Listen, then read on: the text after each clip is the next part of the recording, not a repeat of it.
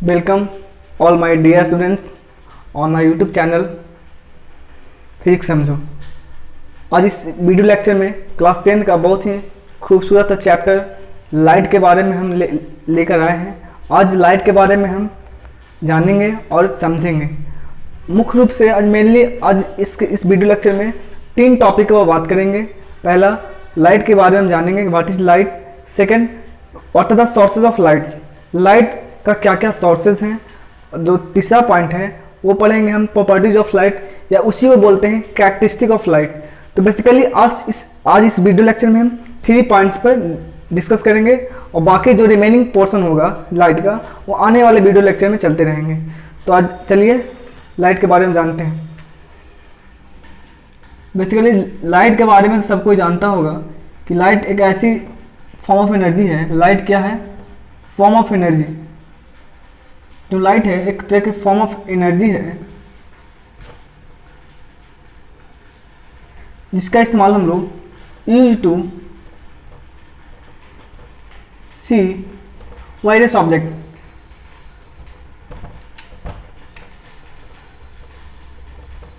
Various और different objects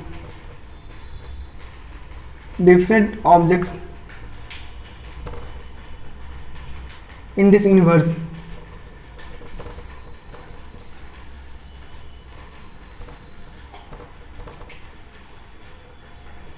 light जो है it is a form of energy that is use to see various objects या different object in this universe.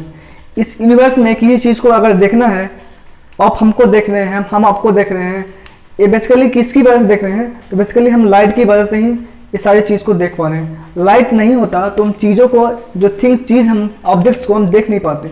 तो जिस चीज़ को हम देख नहीं पाते उस चीज़ को हम काम भी नहीं कर सकते थे।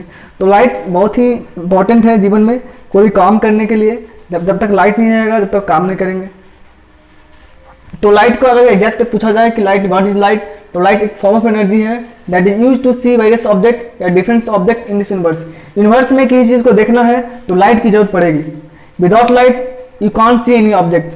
बिना लाइट के without light you can't see any object. बिना लाइट के तुम किसी भी ऑब्जेक्ट को देख नहीं पाओगे। यानी लाइट कितने इंपॉर्टेंट है बेसिकली सब जानता है, बताने की बात नहीं है। लेकिन एक फिजिक्स में कहा गया है कि फिजिक्स जो लाइट जो है फॉर्म ऑफ एनर्जी है। एनर्जी का जैसे लाइट, जैसे रूम में बल्ब जला दो और उस थोड़ा देर वहाँ पर बैठ जाओ, वेट वहाँ पर क्या करो, थोड़ा समय के लिए बैठ जाओ, तो फील होगा कि गर्म फील होगा। ऐसा क्यों होता है? क्यों? इसलिए फील होता है क्योंकि लाइट जो है, लाइट फॉर्म ऑफ एनर्जी है, इसमें एनर्जी है। एनर्जी की वजह से हम क्या करें, हम क्या फील कर रहे हैं, हम लोग वार्म फील कर रहे हैं। तो उससे पता चलता है कि लाइट एक तरह का है फॉर्म ऑफ एनर्जी है जिसका इस्तेमाल हम लोग चीज़ों को देखने के लिए करते हैं।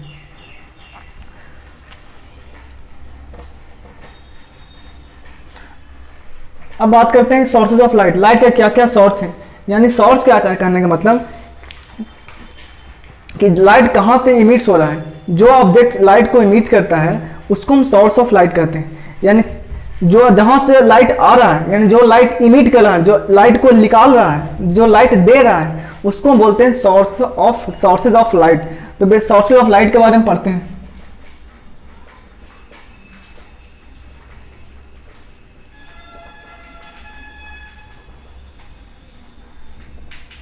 सोर्सेज ऑफ लाइट 2 तरह का होता है, एक आर्टिफिशियल, एक natural source of light. Natural source of light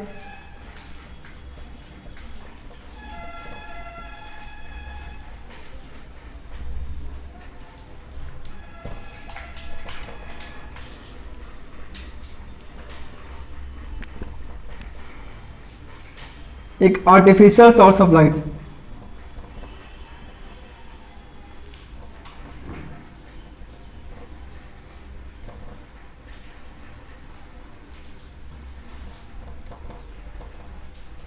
एक नेचुरल सोर्स ऑफ लाइट होता है, एक आर्टिफिशियल सोर्स ऑफ लाइट। दो तरह का सोर्स ऑफ लाइट होते हैं। There are 2 types of sources of light, natural sources of light, natural source of light, artificial source of light. Source of light कहने का मतलब जो ऑब्जेक्ट इमिट्स, लाइट को इमिट करता है उसको हम सोर्स ऑफ लाइट कहते हैं। An object which emits light that is called sources of light. जो ऑब्जेक्ट लाइट को इमिट कर रहा है, निकाल रहा है, उसको हम सोर्सेज ऑफ लाइट कहते हैं। तो सोर्सेज ऑफ लाइट दो तरह का होता है, एक नेचुरल सोर्स ऑफ लाइट, एक artificial source of light. Natural source of light में अगर हम एग्जांपल देखें, इसमें कौन कौन से ऑब्जेक्ट आते हैं, जो कि सन आ गया, स्टार आ गए, etcetera. Sun star a natural source of light है, सन और star natural source of light है। सन और स्टार क्या है, नेचुरल सोर्स ऑफ लाइट। बातें समझ में आ गई होगी।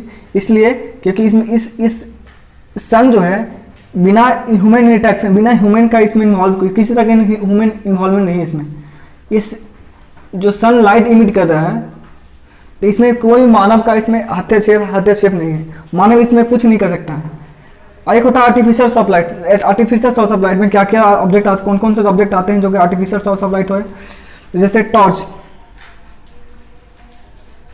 Candle, bulb, etcetera. इस तरह टॉर्च, कैंडल, बल्ब, ट्यूबलाइट,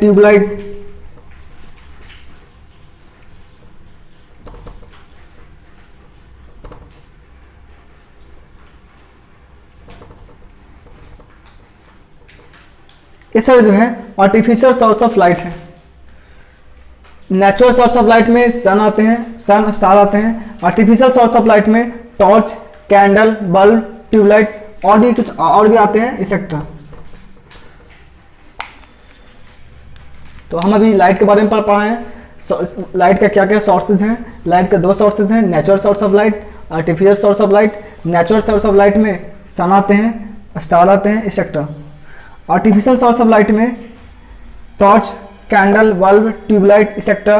दिया भी, इसको हम केरोसिन लैम्प कहते हैं, केरोसिन लैम्प भी इसमें आ सकता है, आ सकता है कि आएगा ही।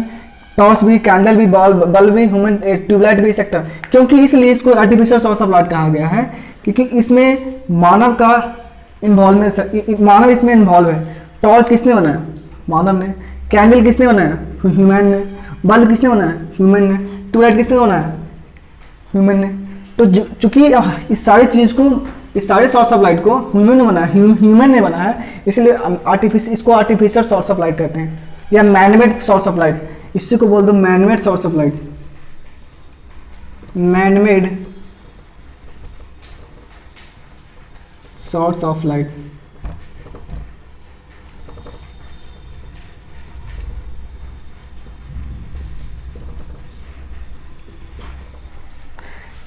इसमें कोई भी, इसमें ह्यूमन का इन्वॉल्व नहीं है। इस नेचुरल सोर्स ऑफ लाइट में कोई भी मानव इसमें इन्वॉल्व नहीं है। नेचुरली क्या है, ये सारे लाइट को इमिट करता है और हमें देता है।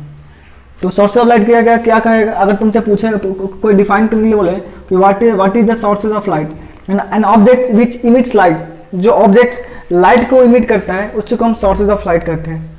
आई होप सो लाइट के बारे में और what are the sources of light के बारे में आप लोग डाउट, जितनी भी डाउट होगा क्लियर होगा। आगे हम चलते हैं, कुछ इंपॉर्टेंट पॉइंट के बारे में पढ़ते हैं। उसके बाद नेक्स्ट में हम प्रॉपर्टीज ऑफ लाइट या कैरेक्टरिस्टिक ऑफ लाइट के बारे में पढ़ेंगे। तो फटाफट इसको नोट डाउन कीजिए या स्क्रीनशॉट ले लीजिए।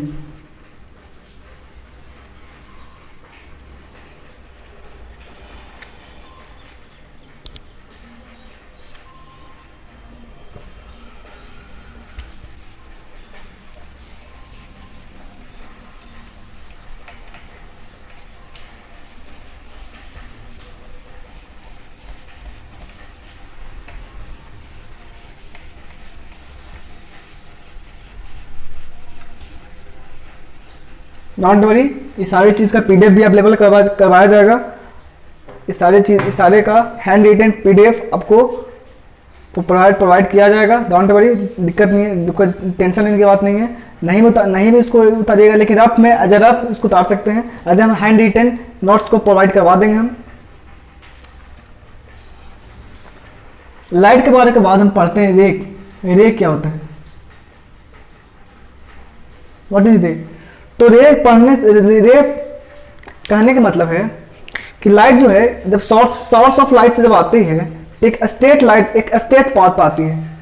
तो light comes from any source of light on a straight path which is called ray, which is called रे।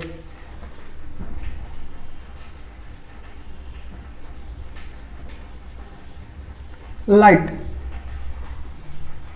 comes from any source of light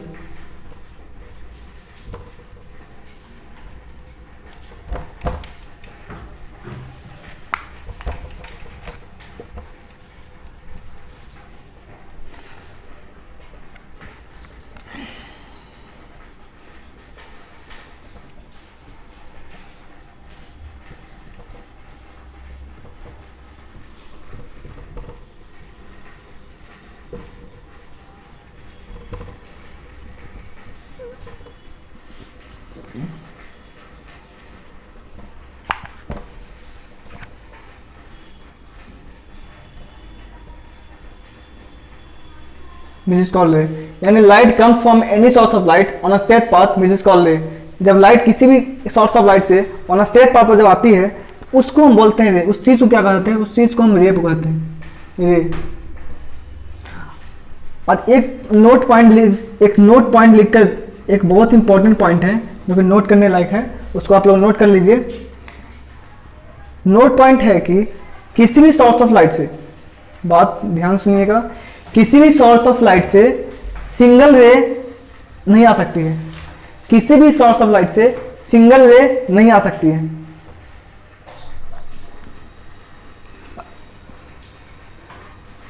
किसी भी सोर्स ऑफ लाइट से, यानी सन हो, टॉर्च हो, ट्यूबलाइट हो, कैंडल हो, किसी भी तरह का नेचुरल सोर्स ऑफ लाइट हो या आर्टिफिशियल सोर्स ऑफ लाइट हो, कोई भी सोर्स ऑफ लाइट हो, नेचुरल से भी आर्टिफिशियल से भी, किसी भी सोर्स ऑफ लाइट से सिंगल रे नहीं आ सकती है। और सिंगल रे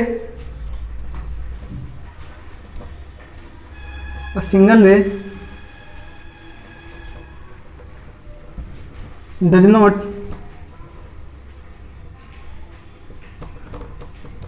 comes from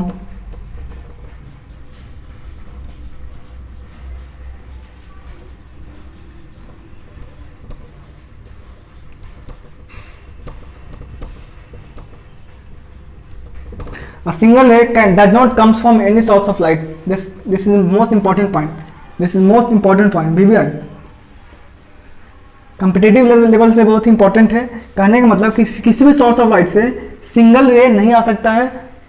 एक बंडल ऑफ लाइट आता है, सिंगल रे नहीं आएगा, रे का कुछ गुच्छा आएगा, bundle of light, bundle of रे आएगा, बंडल ऑफ लाइट आएगा, तो किसी भी सोर्स ऑफ लाइट से सिंगल रे नहीं आ सकता है।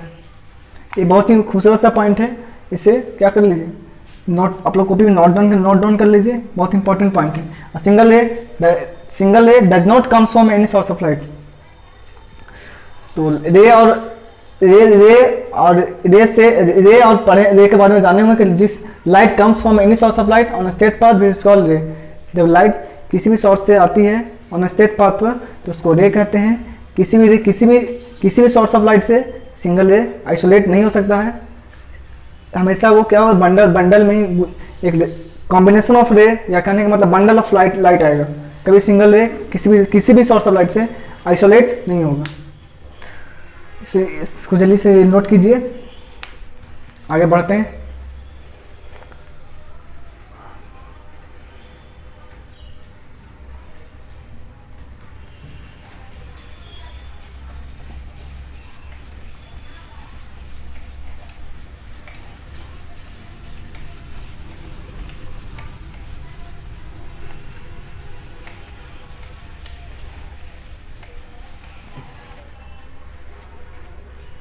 अब हम बात जो करेंगे प्रॉपर्टीज ऑफ लाइट। दुनिया में जितने भी ऑब्जेक्ट्स हैं, हम हो, आप हो, हमारा भी कुछ प्रॉपर्टी है, आपका भी कुछ प्रॉपर्टी है, इवन माइल का भी कुछ प्रॉपर्टी है, इसका भी कुछ प्रॉपर्टी है, इस मार्कर का कुछ प्रॉपर्टी है। उसी के प्रॉपर्टी के बेसिस पर हम क्या खरीदते हैं। एक कैमलिन का मार्कर है, तो इसका प्रॉपर्टी है कि जो कैमलिन का जो मार्कर होता है वो अच्छा होता है, इसलिए लोग क्या करते हैं, कैमलिन का मार्कर खरीदते हैं। तो प्रॉपर्टीज के बेसिस पर ही चीज़ों को कंपैरिजन किया जाता है। तो आज हम प्रॉपर्टीज के बारे में, लाइट की भी कुछ प्रॉपर्टी है, हाँ, जिस प्रकार हम लोगों का कुछ प्रॉपर्टी होता है कि हम अच्छे हैं, बुरे हैं, हम सुबह में उठते हैं, माता पिता को रिस्पेक्ट देते हैं, अपने से बड़े को रिस्पेक्ट देते हैं, हमारा प्रॉपर्टी है। तो सिमिलरली उसी प्रकार क्या है, लाइट का भी कुछ प्रॉपर्टी है।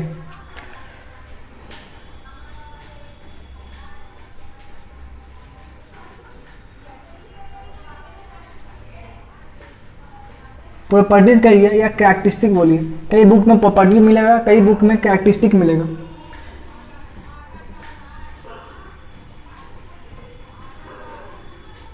Characteristic of light.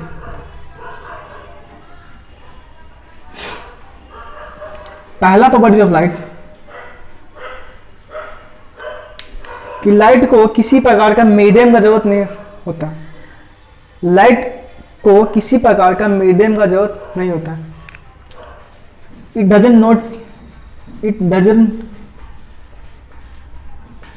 Doesn't need any medium.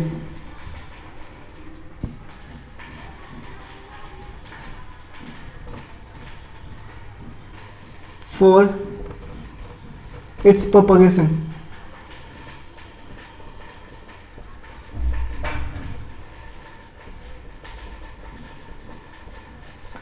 It doesn't need any medium for its propagation. Light को प्रोपेगेट करने के लिए एक जगह से दूसरे जगह जाने के लिए किसी मीडियम का जरूरत नहीं होता है। साउंड को जिस प्रकार साउंड को एक जगह से दूसरी जगह ट्रेवल करने के लिए मीडियम की जरूरत होती है, लेकिन लाइट को एक जगह से दूसरी जगह जाने के लिए मीडियम की जरूरत नहीं होता है। अगर इससे लाइट का जरूरत होता है मीडियम का, तो एक एग्जांपल से हम आपको समझाते हैं कि किस प्रकार से लाइट को मीडियम की जरूरत नहीं होता है। हमारे सोलर सिस्टम में यहां पर सन है, ये हमारा सन हो गया, खूबसूरत सा सन, प्यारा सा सन। ये हमारी खूबसूरत धरती अर्थ, जो कि पानी से घिरा हुआ है, इसी के वजह से इसको ब्लू प्लैनेट के भी कहते हैं।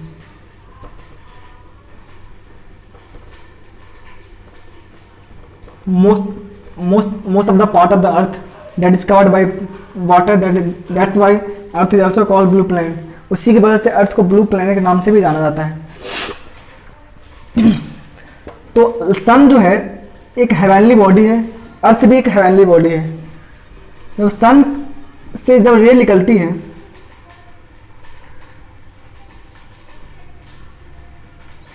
तो सन से जब रे निकलती है तो स्पेस से होकर गुजरती है, स्पेस से होकर गुजरना पड़ता है इसको। स्पेस कहने का मतलब वैक्यूम, वैक्यूम से इसको गुजरना पड़ता है। तो अगर इसको मीडियम की जरूरत हो, अगर इसको लाइट को मीडियम की जरूरत होता तो इस धरती पर लाइट, इस सन से आने वाली रे धरती पर पहुंचता ही नहीं। क्यों? क्योंकि अर्थ तक पहुंचने के लिए पहले से वैक्यूम से गुजरना पड़ता है। अर्थ तक इस रे को यहाँ पहुंचने के लिए वैक्यूम से गुजरना पड़ता है। तो अगर इसको मीडियम जरूरत होता, लाइट को मीडियम जरूरत होता, लाइट को अगर मीडियम का जरूरत होता तो लाइट का जो प्रोपगेशन यहीं पर स्टॉप हो जाता। लाइट का जो प्रोपगेशन होता यहीं पर क्या होता? स्टॉप हो जाता। जो लाइट का प्रोपगेशन है यहीं पर स्टॉप हो जाता, यहीं पर क्या होता? स्टॉप हो जाता। चूंकि लाइट को मीडियम की जरूरत नहीं होती है, इसीलिए अर्थ तक पहुंच जाती है। इसीलिए क्या होती है? ये अर्थ तक पहुंच जाती है, क्योंकि इसमें मीडियम की जरूरत नहीं होती है। मीडियम, हाँ, अगर बात ये है, बहुत बच्चा को समझ में नहीं आ रहा होगा कि मीडियम क्या है। तो मीडियम कहने का मतलब जिसमें जिस ऑब्जेक्ट में या जिस सब्सटेंस में लाइट ट्रेवल कर रहा है उसको हम क्या कहेंगे? मीडियम ऑफ लाइट कहेंगे। उसको क्या कहेंगे? Medium of light. अब जिस सब्सटेंस में साउंड ट्रेवल करेगा उसको साउंड का मीडियम कहेंगे, मीडियम ऑफ साउंड। तो it doesn't need any medium for its propagation. Light को प्रोपगेट करने के लिए सन एक जगह से दूसरी जगह जाने के लिए किसी प्रकार का कोई मीडियम की जरूरत नहीं होता। अगर मीडियम जरूरत होता तो आपको समझ में आ रहा है कि सन से आने वाली रे इस अर्थ पर नहीं पहुंचती। सन से आने वाली जो रे है यहाँ अर्थ पर नहीं पहुंच पाती। तो बातें ये पॉइंट क्लियर हुआ होगा कि it does not need any medium, it doesn't need any medium for its propagation, या it does not needs any medium for its propagation. ये पॉइंट समझ में आया होगा। जो नेक्स्ट पॉइंट है इसको फट से आप नोट कर लीजिए। सेकंड पॉइंट बताते हैं।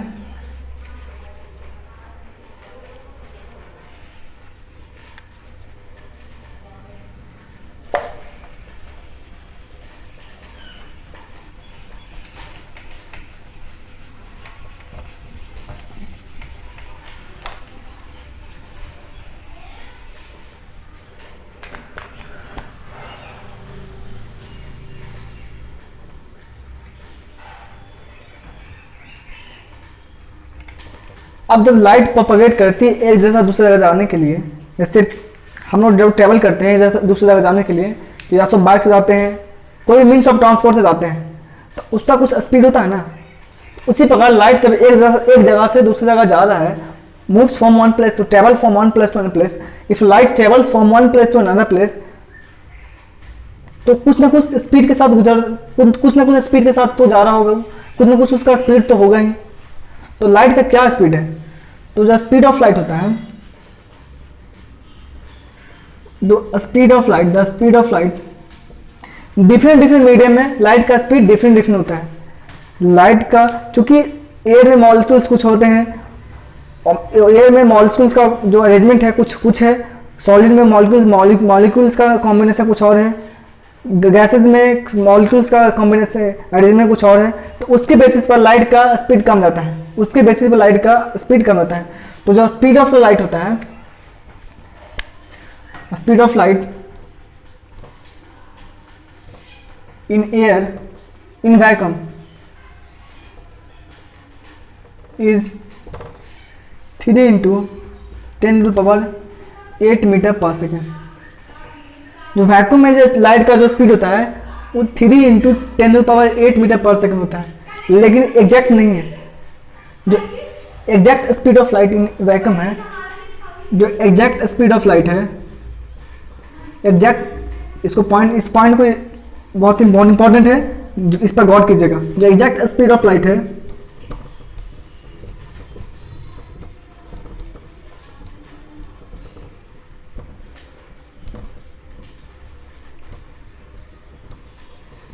is 2.99792458।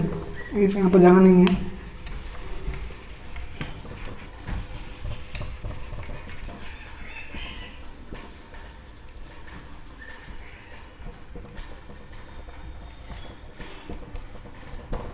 To 2.99792458 into 10⁸ metre per second. लेकिन हम लोग इस वैल्यू को नहीं लेते हैं, क्योंकि वैल्यू 3 के बहुत करीब है, इसलिए हम इसको 3 × 10⁸ मीटर पर सेकेंड लेते हैं।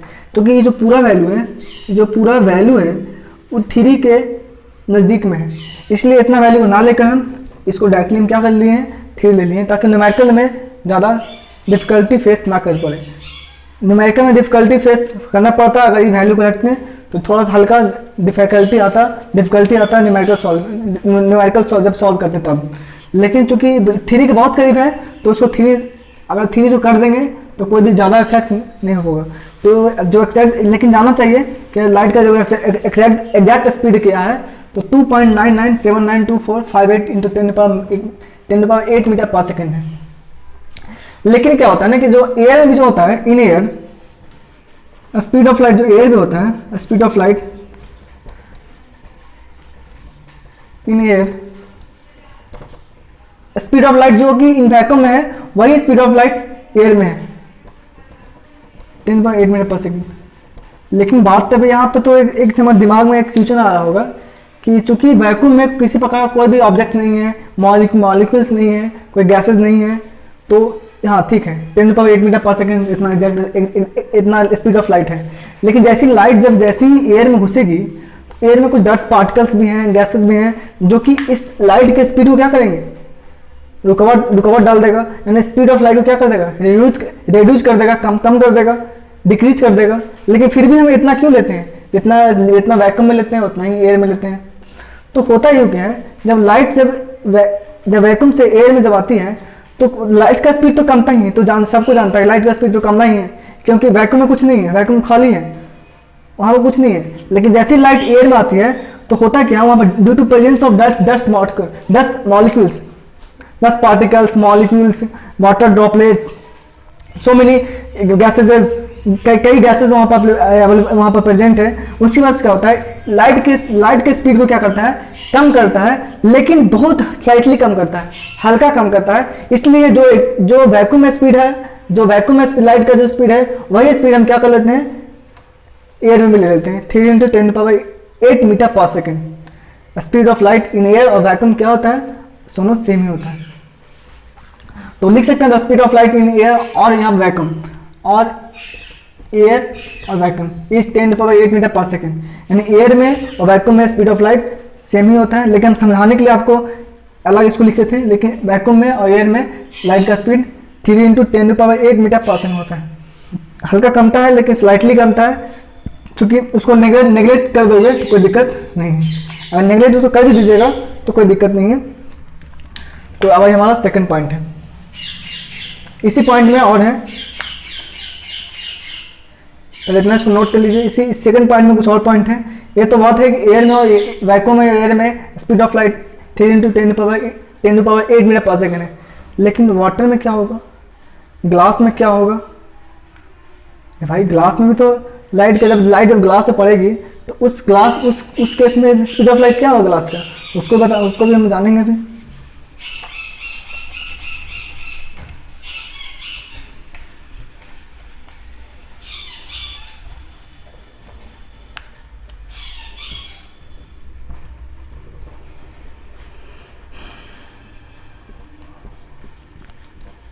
Speed of light in water is 2.25 into 10⁸ metre per second. अब देखो एयर वैक्यूम में स्पीड ऑफ लाइट ज़्यादा था, वाटर में गया स्पीड कम गया, क्योंकि इसके जो एयर में जो मॉलिक्यूल्स हैं वो फ्रीली रैंडमली क्या कर रहे हैं, उनका रैंडमली मोशन हो रहा है, उसका जो पार्टिकल्स है मॉलिक्यूल्स है दूर दूर है, तो जिसकी वजह से यहाँ एयर में लाइट का स्पीड ज़्यादा है। लेकिन जैसे ही वाटर में घुसता है, वाटर में जैसी लाइट, जब वाटर में क्या स्पीड ऑफ लाइट कमने का कारण क्या है कि जो वाटर का जो मॉलिक्यूल्स है वो काफ़ी क्लोजली है, काफ़ी एज कम्पेयर टू एयर के कंपेरिजन में इसका जो मॉलिक्यूल्स का अरेंजमेंट है वो काफ़ी क्लोजली है, जिसकी वजह से इसकी स्पीड को क्या करता है, कम करता है। तो speed of light in water क्या है, 2.25 × 10⁸ मीटर पर सेकेंड होता है। वही बात अगर हम बात करें ग्लास की बात, तो स्पीड ऑफ लाइट होती है in glass is 2 × 10⁸ metre per second. इसमें 3 × 10⁸ मीटर पर सेकेंड वैक्यूम में, वाटर में 2.25 × 10⁸ मीटर पर सेकेंड, वही ग्लास में 2 × 10⁸ मीटर पर सेकेंड। अब इसमें जब था तो लाइट का स्पीड ज़्यादा था, इसमें गया तो लाइट का स्पीड कम गया, इसमें गया तो कुछ और कम गया। तो चूंकि यहाँ के मॉलिक्यूल्स रैंडमली मोशन, उसका मोशन रैंडमली हो रहा है, काफ़ी दूर दूर है, वाटर का मॉलिक्यूल्स इसके कंपेरिजन में हल्का क्लोजली है। अब एयर ग्लास का जो मॉलिक्यूल्स है एज कम्पेयर टू वाटर, इसका मॉलिक्यूल्स काफ़ी क्लोज पैक्ड है, काफ़ी क्लोजली पैक्ड है, जिसकी वजह से इसका स्पीड को कम कर देता है।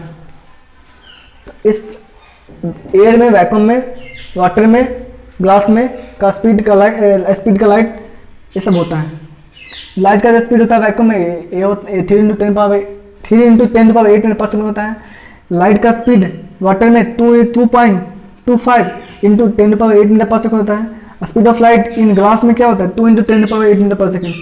इस सारे स्पीड ऑफ लाइट को याद रखना है, क्योंकि यही सब स्पीड ऑफ लाइट न्यूमेरिकल में काम देगा। क्योंकि आपको कभी क्वेश्चन में नहीं देगा तो आपको एज्यूम करना पड़ेगा कि speed of light in water में 2.25 × 10⁸ मीटर पर सेकेंड होता है।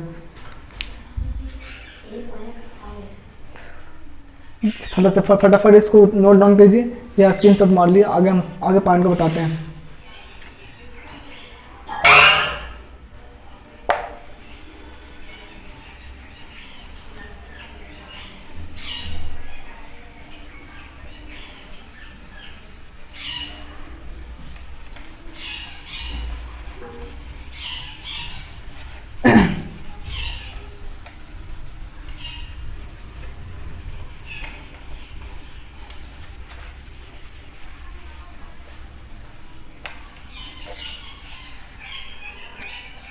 थर्ड पॉइंट,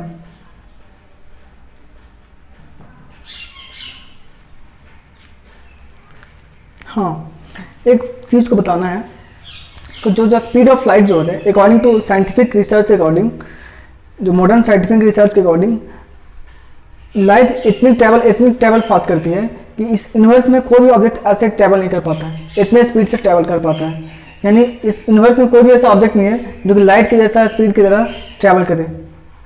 इमेजिन फैक्ट है, कहने मतलब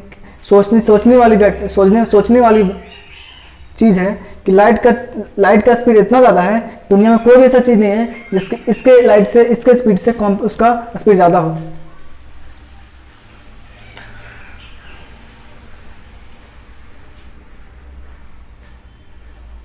थर्ड पॉइंट में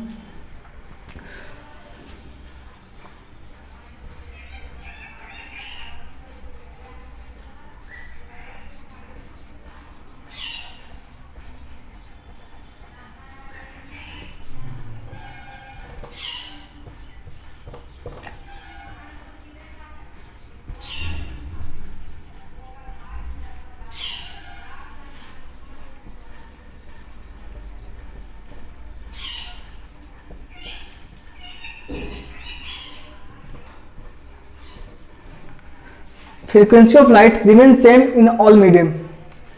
लाइट का जो फ्रीक्वेंसी होता है किसी भी मीडियम में सेम ही होता है।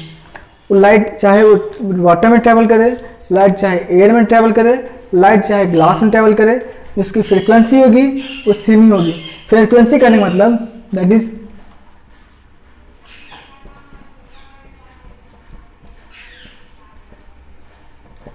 कहने का मतलब जो नंबर ऑफ वेव्स निकलेंगे पर सेकेंड में, जो नंबर ऑफ वेव्स पर सेकेंड जो निकलेंगे लाइट का, वो दिन उस सारे क्या होंगे। अगर एयर में फ्रीक्वेंसी अगर नंबर ऑफ वेव्स एयर में 2 हैं, अगर किसी भी प्रत्येक सेकेंड्स में अगर इस सेकेंड में फ्रीक्वेंसी अगर इस सेकेंड में नंबर ऑफ वेव्स एयर में 2 लिख रहे हैं, तो ग्लास में भी 2 ही निकलेंगे, वाटर में भी 2 ही निकलेंगे।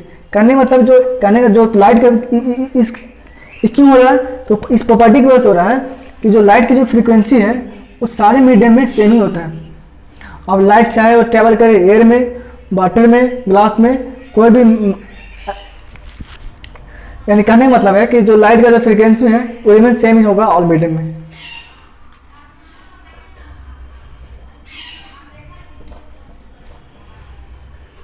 फोर्थ पॉइंट,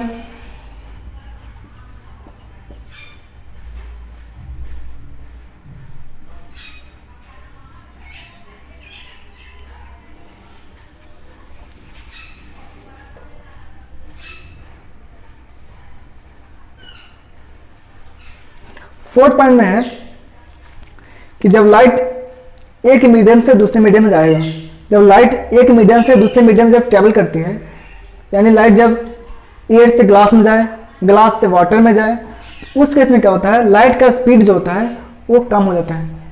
क्या होता है? कम हो जाता है। तो the speed of light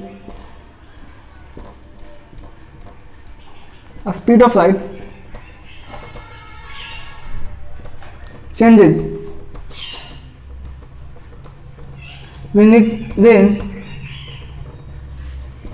goes from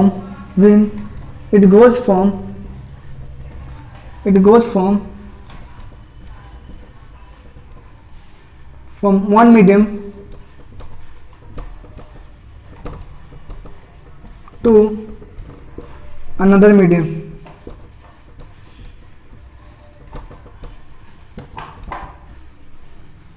जब लाइट एक मीडियम से दूसरे मीडियम में जाती है तो उस केस में क्या होता है, लाइट का जो स्पीड होता है वो चेंज होता है। This is our fourth property, the speed of light changes when it goes from one medium to another medium. जब लाइट एयर से ग्लास में जाएगा तो उसका स्पीड कम जाएगा, लाइट ग्लास में जाने के बाद लाइट का स्पीड कम जाएगा। जब ग्लास से एयर में जाएगा तो ग्लास में कुछ और स्पीड होगा, एयर में कुछ और स्पीड होगा, आने के बाद कुछ और स्पीड हो जाएगा। यानी कहने का मतलब जो स्पीड ऑफ लाइट होता है वो चेंज कर जाता है जब लाइट एक मीडियम से दूसरे मीडियम में जाता है। इसी स्पीड ऑफ लाइट की चेंज होने की वजह से वहां पे एक फेनोमेना होता है जिसको रिफ्रैक्शन कहते हैं, रिफ्रैक्शन ऑफ लाइट। तो लाइट जब एक मीडियम से दूसरे मीडियम में जाती है तो कभी क्वेश्चन में आता है कि जब लाइट एक मीडियम से दूसरे मीडियम में जाता है तो कौन सा फेनोमेना होता है। तो जब लाइट एक मीडियम से दूसरे मीडियम में जाता है तो रिफ्रैक्शन के the phenomena which occurs that is called refraction of light. उस पॉइंट को भी हम लिख लेते हैं। फटाफट इसको स्क्रीनशॉट लीजिए या आप वीडियो पॉज करके आप नोट डाउन कीजिए।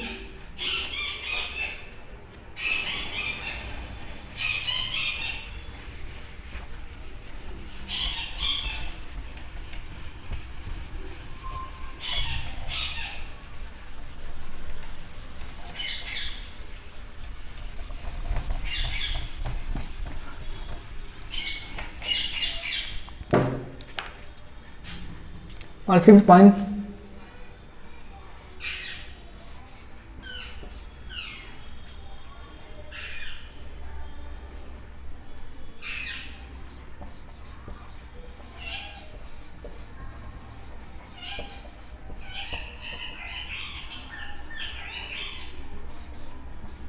when light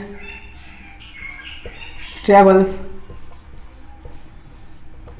from one medium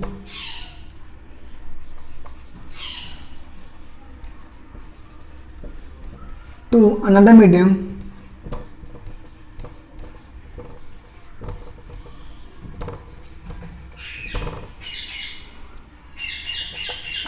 जब light travels from one medium to another medium, a phenomena occurs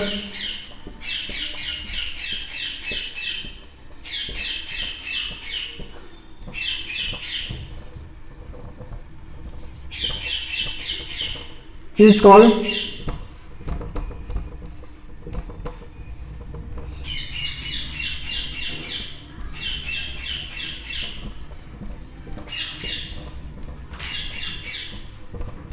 refraction of light।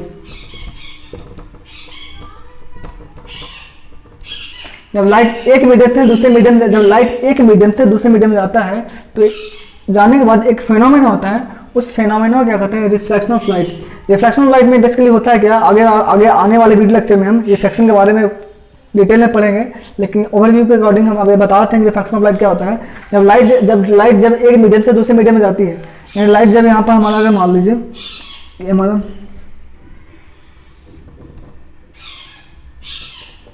कोई मीडियम है, यहाँ पे एयर है, एक ऐसा इंटरफेस जो है जो कि दो मीडियम को क्या कर रहा है, दो मीडियम को सेपरेट कर रहा है, उसको हम क्या करते हैं, इंटरफेस करते हैं। आगे वाले वीडियो लेक्चर में उसको हम पढ़ाएंगे। तो जब एयर से लाइट जब दूसरे मीडियम में जब जाती है, ट्रेवल करती है, तो क्या होता है कि जो लाइट का जो पाथ होता है वो डेविएट हो जाता है, यानी लाइट अपने पाथ से डेविएट हो जाता है। लाइट का जो क्या होता है अपने ओरिजिनल पाथ से डेविएट हो जाता है। तो इसी को कहा जाता है refraction of light.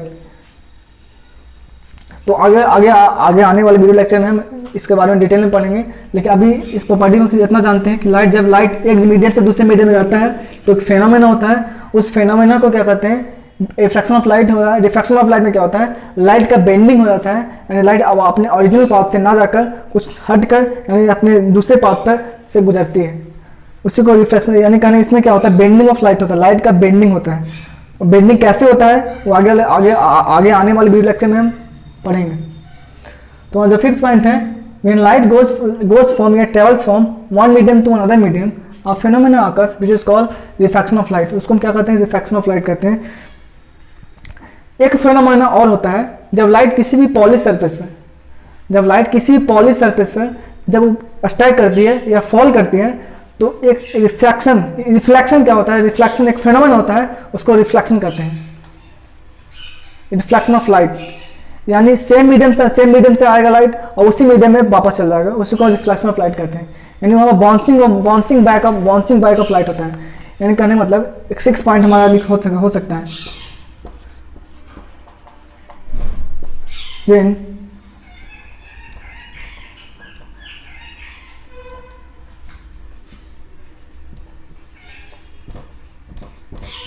When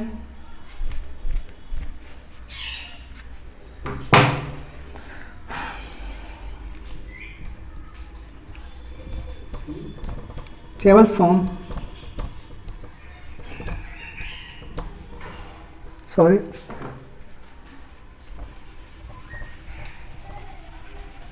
when light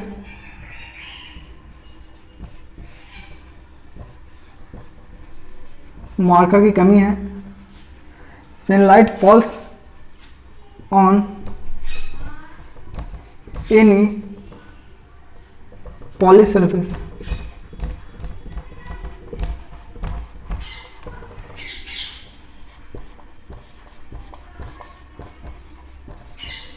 when light falls on any polished surface, a phenomena occurs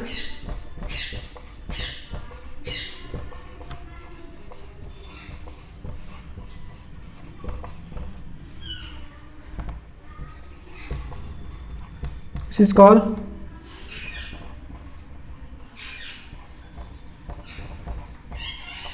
reflection of light.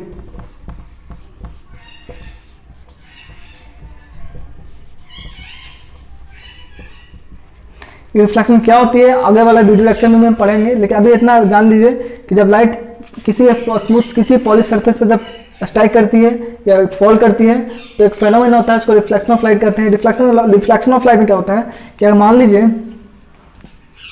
कि हमारा कोई पॉलिश सरफेस है तो लाइट अगर इंसिडेंट इस पर होता है, अगर लाइट इस पॉलिश सरफेस पर स्ट्राइक करती है तो क्या होता है, एक नॉर्मल बनाते हुए इसी मीडियम सेम मीडियम में क्या करती है, अपने डेविएट कर जाती है। सेम मीडियम में क्या करती है, डेविएट कर जाती है। ये मान लीजिए कोई हमारा पॉलिश सरफेस है और जब लाइट इस पर इंसिडेंट करेगा तो सेम मीडियम में क्या होगा, लाइट क्या करेगा, रिफ्लेक्ट कर जाएगा। इसको कहते हैं रिफ्लेक्शन ऑफ लाइट। आगे वाले वीडियो लेक्चर में हम इसके बारे में डिटेल में पढ़ेंगे। तो दे आर 6 प्रॉपर्टीज ऑफ या कैरेक्टरिस्टिक ऑफ लाइट के बारे में हम पढ़े हैं। और भी बहुत सारे प्रॉपर्टी हो सकते हैं, लेकिन उस सारे प्रॉपर्टीज को खुद से लिखना है और आपको कमेंट में लिख कर कमेंट करना है कि और क्या क्या प्रॉपर्टी हो सकते हैं लाइट के। आज के वीडियो लेक्चर में इतना ही। Thank you for watching.